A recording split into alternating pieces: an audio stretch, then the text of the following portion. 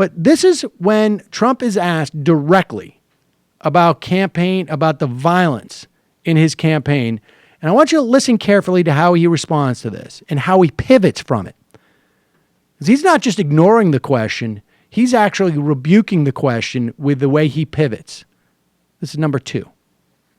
I want to start with you in this block. Earlier today, a man was arrested and charged with assault after sucker punching a protester in the face at your rally in Fayetteville, North Carolina. This is hardly the first incident of violence breaking out at one of your rallies. Today, Hillary Clinton, your potential general election opponent, clearly indicated she sees this as an issue for the campaign. She said, quote, "This kind of behavior is repugnant. We set the tone for our campaigns. We should encourage respect, not violence." Do you believe that you've done anything to create a tone where this kind of violence would be encouraged? I hope not.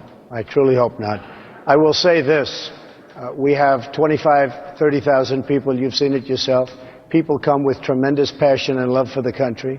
And when they see protest, in some cases, you're mentioning one case, which I haven't seen, I heard about, which I don't like, but when they see what's going on in this country, they have anger that's unbelievable. They have anger. They love this country. They don't like seeing bad trade deals. They don't like seeing higher taxes. They don't like seeing... Pause it. The response to bad trade deals, the response to whatever it was, higher prices, is to shove or punch black people, or to yell, F Islam, Christianity is the one true highest religion, or whatever was that guy. That's the response? Well, at least we have Donald Trump to channel their anger in the right way. Loss of their jobs, where our jobs have just been devastated. And I see it. There is some anger. There's also great love for the country. It's a beautiful thing in many respects, but I certainly do not condone that at all, Jake. Some of your critics point to quotes that you've made at these at these rallies, including... All right, pause it. So Trump says, but I don't condone it. I've just explained all the reasons why people are attacking black people and Muslims because they're just angry in general about things that have nothing to do with those people. But I don't condone it. And then Jake says, but you do condone it. February 23rd, I'd like to punch him in the face, referring to a protester. February 27th, in the good old days, they'd have ripped him out of that seat so fast. February 1st, knock the crap out of him, would you? Seriously, okay, just knock the hell. I promise you, I will pay for the legal fees. I promise, I promise. Pause it. There you have the Republican audience. I mean, this is what I'm talking about. This is not about Donald Trump. This is about the Republican base. Half that audience cheers when Trump says, rip him out of that seat, pull him out of there. If you do whatever you want to him. If he sues you, I'll cover your legal expenses, and they're cheering. We have some protesters who are bad dudes. They have done bad things. They are swinging. They are really dangerous.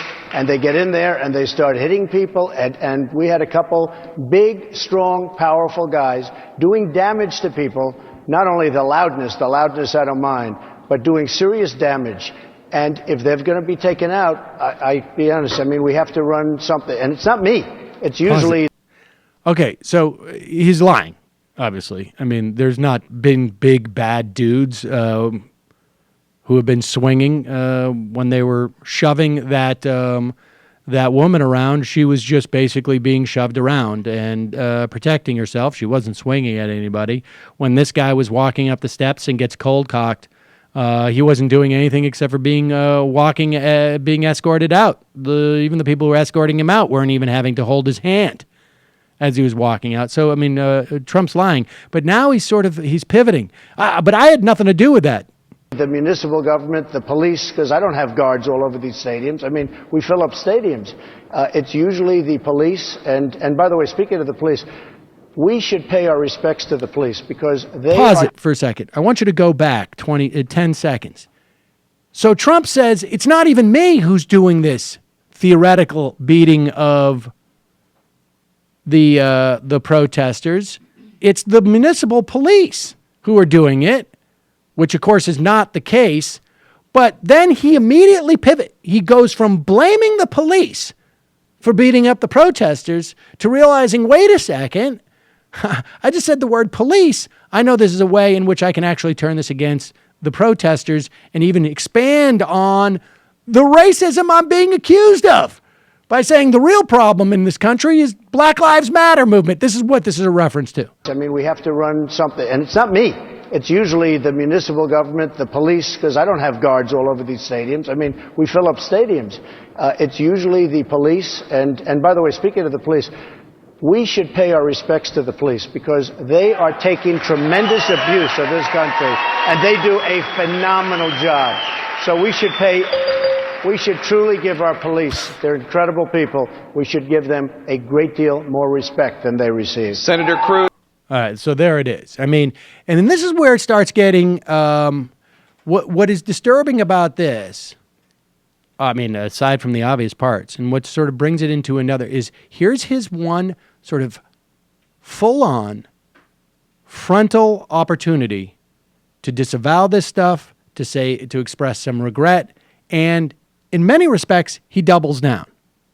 And you also witness Jake Tapper, who, good for him for bringing this up and introducing it. Maybe the format doesn't allow for a little bit more follow-up there. But then you also hear the Republicans cheering, and this is all, again, in the night of the backdrop of the Republican Party basically saying, yes, it's okay, we get it, you're going to be our nominee, and we will be there for you. When they all say, I'll support you, they all shook his hand afterwards. No one takes an opportunity to criticize him for any of this stuff. I mean, that's what's happening here. Hi, I'm Sam Seder, and this is an Ann Coulter doll. You should not be immigrating here. Yeah. Stay in your country and hate us. For smart progressive talk and a little bit of this and even a little bit of that. Mission accomplished. Subscribe to our podcast, subscribe to our YouTube channel, and like us on Facebook to get some of our best video clips.